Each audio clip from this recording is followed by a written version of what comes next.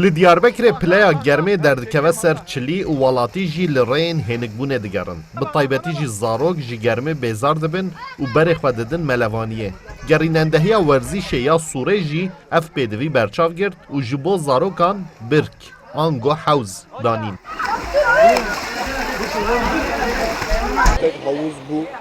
Rêveber dibêjin xwesteka wisa ya zarokan hebû û wan jî bersiva vê xwestekê daye. Ava hewzê bi rêkûpêk tê guherîn û ev xebat bi projeya bi navê bila ti kesê melevaniyê nezanibe nemîne tê rêvebirin. Temmuz'un başlarında falan açıldı. Me destpêka me hat tîrmehê de dest vê projeyê kir. Zarok gelek jê hez dikin. Heta niha ji 2000 zêdetir xwendekar hatine. Hewz ji nehê sibê ve dibe û çarê êvarê tê girtin. û rojane jî em 6 komên xwendekaran distînin û her komekî jî 40 xulek dimînin.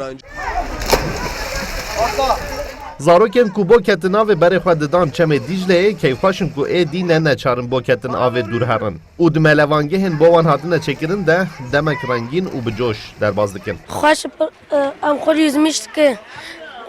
Hoca me yüzme öğretmişti ki. Gelme em xura yüzmüştük ki. Keyif ameti. Ere ola xweş em dünya pir germe em tên yüzmüş em ben ola em serinlemiştikin û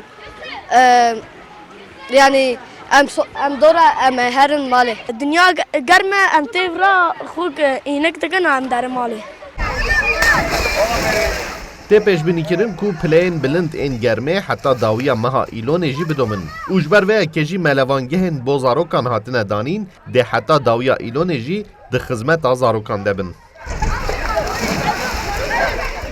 Zarokên Sûrê ji vê hewzê gelek hez kirine û ji melevaniyê jî gelek hez dikin.